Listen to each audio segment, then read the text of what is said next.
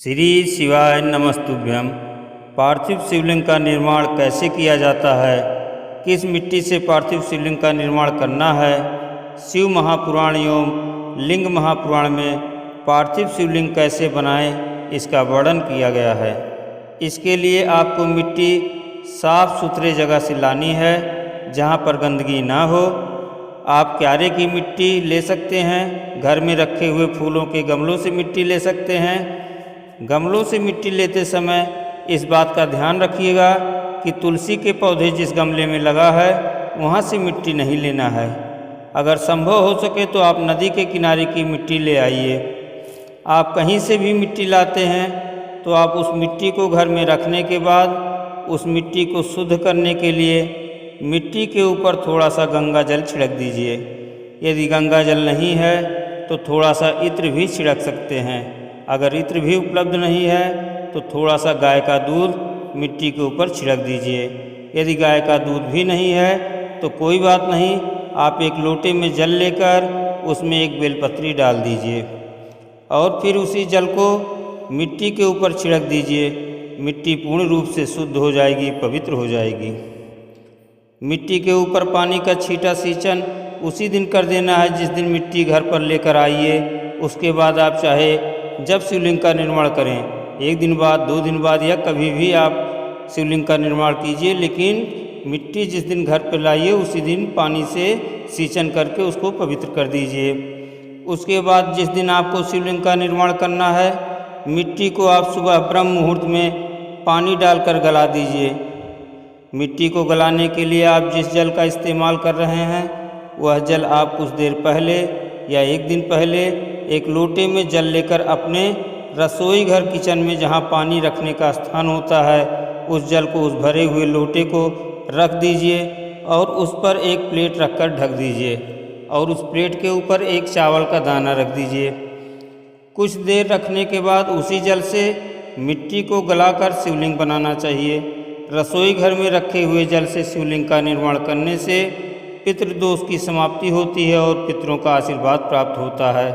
मन पूर्णा की कृपा प्राप्त होती है, धन संपदा की प्राप्ति होती है।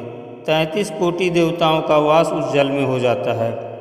पानी से मिट्टी को गलाने के लिए थोड़ी देर तक छोड़ दीजिए। उसके बाद एक थाली लेकर उस थाली में एक बेलपत्र रख दीजिए। बेलपत्र का चिकना वाला सीधा भाग ऊपर की तरफ रहेगा और बेलपत्र की डंडी उत्तर दिशा में होना चाहिए। उसके बाद मिट्टी को बेलपत्र के ऊपर रख दीजिए। सबसे पहले आपको शिवलिंग बनाना है। पहले जलाधारी या हस्तकमल नहीं बनाना है। पहले शिवलिंग के स्वरूप का निर्माण करें। उसके बाद उसी के बगल और मिट्टी डालकर चारों तरफ जलाधारी का निर्माण करें। भगवान शिव का संपूर्ण परिवार शिवलिंग के आसपास रहते हैं।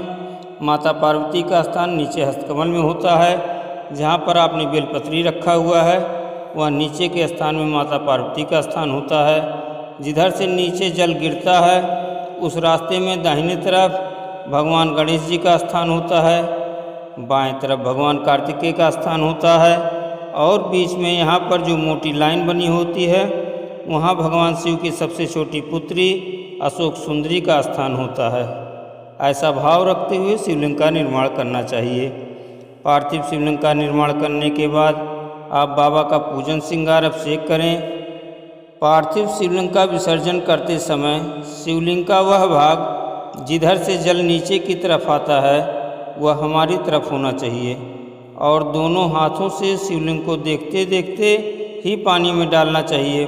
पानी में डालते समय ही जिस कामना से आपने पार्थिव शिवलिंग का निर्माण किया है उसी समय शिवलिंग को विसर्जित करते समय ही वह कामना भगवान शिव से कह दीजिए। आपकी मनोकामना भगवान शिव अवश्य पूरी करेंगे। यदि आप विसर्जन करने के लिए किसी नदी या तालाब पर नहीं जा सकते हैं तो आप अपने घर पर ही एक बाल्टी ले लीजिए। उसमें पानी भरकर अपने हाथों से इसी तरह जैसे आपको बताया गया है शिवलिंग का विसर्जन कर दीजिए और जब शिवलिंग पानी में पूरी तरह गल जाए उस जल को अपने गमलों में या किसी भी वृक्ष के नीचे डाल दीजिए। एक निवेदन है कि वीडियो को लाइक एवं चैनल को सब्सक्राइब करें और बेल आइकन ऑल पर अवश्य क्लिक करें जिससे हमारी नई वीडियो का नोटिफिकेशन आप तक सबसे पहले पहुंच सके। कमेंट बॉक्स में श्री शिवाय नमस्तुभ्यम जय श्री महाकाल अवश्य लिखें।